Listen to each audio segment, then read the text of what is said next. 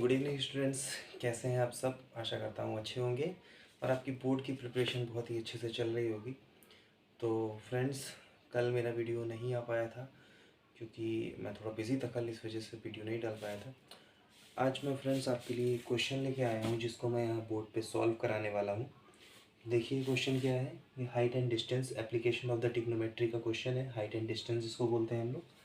Question है, two palm trees are of equal heights and are standing opposite to each other on either side of the river. मतलब एक river है, either side मतलब उसकी दोनों तरफ दो पाम ट्री हैं जो कि इक्वल हाइट के हैं, वो खड़े हुए हैं। ओके, 80 मीटर वाइड, यानी कि रिवर कितनी वाइड है, 80 मीटर वाइड है। फ्रॉम तो फिगर हम बनाते चलते हैं। तो देखिए इसमें सबसे पहले क्या होता है, फिगर ही मेन होता है। अगर आपने फिगर सही बना लिया तो आपका पूरा क्वेश्चन हाइट और डिस्टेंस का सॉल्व आसानी से हो जाएगा। अगर आप फिगर में ही कंफ्यूज हो गए तो क्वेश्चन गड़बड़ा जाएगा। ठीक है, तो एक रिवर है जो कि 80 मीटर वाइड है। ओके, देखिए ये हो गई 80 मीटर वाइड रिवर। ओके, ये हो गई क्या, रिवर। अब इसके आइदर साइड मतलब इसके एक साइड ये, इसके एक साइड ये, इसके दोनों साइड में पाम ट्रीज हैं जो कि इक्वल हाइट के हैं। ओके, ये हो गया A B C D, naming कर देते। तो 80 मीटर ये वाइड रिवर हो गई, इधर एक पाम ट्री हो गया, इधर एक पाम ट्री हो गया। ओके, ये दो पाम ट्री हो गए। तो ये दो हो गए पाम ट्रीज जो कि 80 मीटर रिवर के बोथ साइड में खड़े हैं। From a point O between them on the river. अब बिटवीन देम, इन दोनों के बीच में, बिटवीन देम मतलब इन दोनों ट्रीज के बीच में रिवर पे एक पॉइंट ओ है। सपोज कर लेते हैं यहाँ पर है एक पॉइंट ओ। ये पॉइंट एकदम बीचों बीच में नहीं है, ऐसा नहीं मानना है कि ये पॉइंट एकदम बीचों बीच में है तो ये 40 हो जाएगा, ऐसा नहीं। ये पॉइंट एक पॉइंट ओ है जो कि इन दोनों ट्रीज के बीच में है, रिवर में किसी जगह पर। ओके, तो रिवर में यहाँ भी हो सकता है, यहाँ भी हो सकता है, यहाँ भी हो सकता है, तो हमने यहाँ माना है। ओके ओके, तो फिर आगे क्या कह रहा है, on the river the angle of elevation of the top of the trees are 60 degree and 30 degree respectively. Okay, तो एंगल ऑफ एलिवेशन क्या है उन दोनों पॉइंट्स का, टॉप ऑफ द ट्रीज से। ओके, मतलब angle of elevation, elevation angle कौन सा होता है, जो ऊपर की तरफ जाता है ना, जिसमें आइज हमारी ऊपर की तरफ देखती हैं, वो एंगल ऑफ एलिवेशन होता है। जिसमें आइज हमारी नीचे की तरफ देखती हैं, हमारी लाइन ऑफ साइट से नीचे की तरफ देखती हैं, जिसमें वो क्या होता है, एंगल ऑफ डिप्रेशन होता है। ओके, तो देखिए ये एंगल हमारा इस तरह से बन रहा होगा ना, ये हो गया पहला ट्री जिसके टॉप का ये एंगल बना कितना डिग्री, और इधर का किसी को भी 30 किसी को भी 60 मान सकते हैं, कोई प्रॉब्लम नहीं है। तो पहला है 60 डिग्री तो 60 इधर मान लेते हैं, दूसरा है 30 डिग्री तो 30 इधर मान लेते हैं। ओके, एक 30 डिग्री इस पॉइंट ओ से दोनों पाम ट्रीज के टॉप का एक एंगल 60 डिग्री बन रहा है, एक एंगल 30 डिग्री बन रहा है। क्लियर। नेक्स्ट, अब आप देखिए ये जो ओ पॉइंट था, इस ओ पॉइंट को यहाँ नीचे लिख देते हैं। ये जो ओ पॉइंट था, इस ओ पॉइंट से अगर आप देखो तो ये बी से लेके सी तक की पूरी डिस्टेंस क्या थी, बी सी पूरी डिस्टेंस क्या थी, 80 मीटर। अगर हम देखें तो मैं मान लूँ अगर बी से ओ, अब डिस्टेंस ये बी सी जो है तो दो पार्ट में डिवाइड हो गई, किसमें किसमें, बी ओ में और ओ सी में। अगर मैं बी ओ को एक्स मान लूँ तो ये दोनों मिला के ये पूरा, अगर यहाँ से यहाँ तक पूरा 80 था, यहाँ से यहाँ तक अगर एक्स हो गया तो बचा हुआ यहाँ से यहाँ तक कितना होगा, 80 माइनस एक्स ना। तो यानी कि हमारी ओ सी क्या हो जाएगी, 80 माइनस एक्स। सारी डिस्टेंस पता चल गई, यहाँ से यहाँ तक की पता चल गई, यहाँ से यहाँ तक की पता चल गई। ओके, अब देखिए जब हमें ये डिस्टेंस पता चल गई, तो अब हम लगाते हैं एंगल, क्योंकि हमको हाइट ऑफ द ट्री निकालनी है, तो हम लगाते हैं ट्रायंगल। ओके, सबसे पहले हम क्या लगाएंगे, सबसे पहले हम देखेंगे इन triangle, triangle B O A. Triangle B O A में अगर हम देखेंगे तो हम क्या लगाते हैं, एंगल 60 डिग्री के अकॉर्डिंग हम लगाते हैं tan 60। क्यों tan 60 लगाएंगे, क्योंकि हमको बेस पता है, हाइट हमारा मिसिंग है, हमको हाइट निकालनी है और एंगल पता है।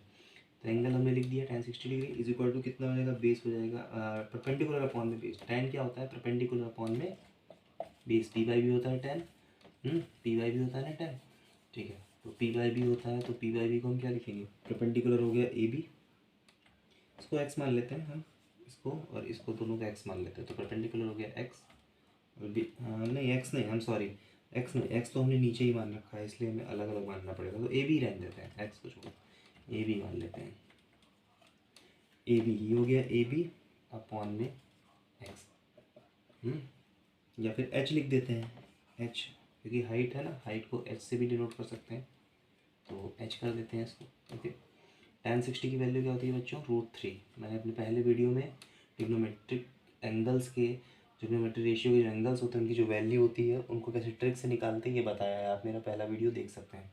ठीक है, तो tan 60 डिग्री इक्वल टू क्या होगा, परपेंडिकुलर अपॉन में बेस, यानी कि एच अपॉन में एक्स, एच अपॉन में एक्स। अब क्रॉस मल्टीप्लाई होगा इसका इससे, तो क्या हो जाएगा, √3x। एच की वैल्यू क्या आ गई, √3x।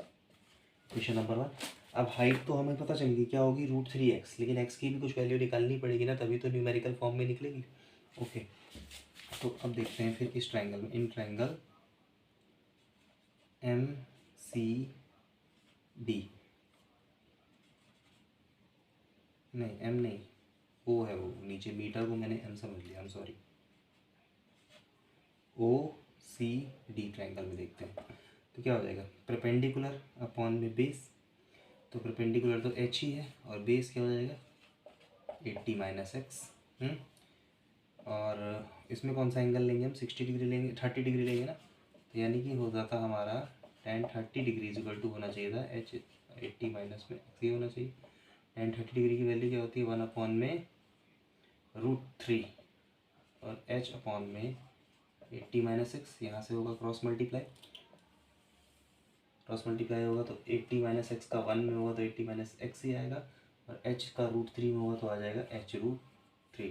अब आप यहाँ से देख रहे हो कि वैल्यूज़ क्या है, डिफरेंट डिफरेंट है, एक h है एक x है। तो इस इक्वेशन से हम क्या कर सकते हैं, h की वैल्यू को रख सकते हैं यहाँ पर √3x, तो यहाँ पर हम रख सकते हैं ना √3x h की जगह पे, तो h की जगह पे हम क्या रख देंगे 80 minus x equal to h की जगह पे रख देंगे हम x √3, और ये √3 पहले से गिवन था, h की वैल्यू हो गई x √3, ये रख दिया, और √3 पहले से गिवन था। 80 minus x equal to x का x ही रहेगा, √3 मल्टीप्लाई होकर क्या बन जाएगा 3, यानी कि हमारा ये आ गया 3x। ओके, तो अब देखो x वाली वैल्यू को उधर ट्रांसफर करते हैं, तो 80 इधर रहने देते हैं, is equal to 3x minus x उधर जाएगा तो प्लस एक्स, ही बन जाएगा 4x, यानी कि 80 इज इक्वल टू क्या आ गया 4x। तो यहाँ से x की वैल्यू निकालनी है तो क्या हो जाएगा 80 अपॉन में 4, 4 2 8 यानी कि 20। x की वैल्यू कितनी आ गई 20। तो x की वैल्यू जब 20 आ गई तो मतलब हमारा ये वाली वैल्यू क्या आ गई 20, यही तो हमने x माना था bm, तो bm हमारा क्या आ गया 20, और ये वाली क्या हो जाएगी 80 माइनस में 20 यानी कि 60, यानी कि हमारी ये वाली वैल्यू कितनी आ गई 60। क्लियर हुआ आप लोग को, तो डिस्टेंस तो पता चल गई हमें, अभी हमें डिस्टेंस तो पता चल गई। अब हमें क्या निकालना है, हाइट निकालना है ना, दोनों पाम ट्रीज की हाइट इक्वल थी, तो हाइट क्या हो जाएगी, हाइट भी तो निकालना है ना, हाँ ओके, हाइट निकालना था, एक्स की वैल्यू आ गई कितनी 20 आ गई। अगर हम इक्वेशन नंबर 1 में एक्स की वैल्यू को पुट कर दें तो हाइट की वैल्यू निकल जाएगी नहीं, तो √3 इंटू एक्स की वैल्यू आ गई 20 इज इक्वल टू एच, तो यहाँ से एच क्या आ गया 20√3। ओके, तो एच कितना आ गया 20√3। तो ये था ये पूरा क्वेश्चन। ये सैम्पल पेपर का क्वेश्चन है, मेरे एक स्टूडेंट ने आज मेरी कोचिंग क्लास में मुझसे पूछा था, तो मैंने उसको बोला था कि आप मेरे को फ़ोटो दे देना, मैं इसका वीडियो डाल दूँगा ताकि आपके साथ साथ और सारे बच्चों को भी इसका फ़ायदा मिल सके। तो फ्रेंड्स मुझे लगता है कि आपको ये क्वेश्चन समझ में आए होंगे, ये क्वेश्चन पूरा समझ में आया होगा, एक ही क्वेश्चन कराया मैंने, तो ये क्वेश्चन आज आपको समझ में आया होगा पूरा। और अगर समझ में आया है तो ऐसे ही और भी क्वेश्चंस आपको देखने के लिए मेरे चैनल को लाइक करें, शेयर करें, और मेरे वीडियो को लाइक करें, चैनल को सब्सक्राइब करें, और वीडियो को ज़्यादा से ज़्यादा अपने फ्रेंड्स में शेयर करें।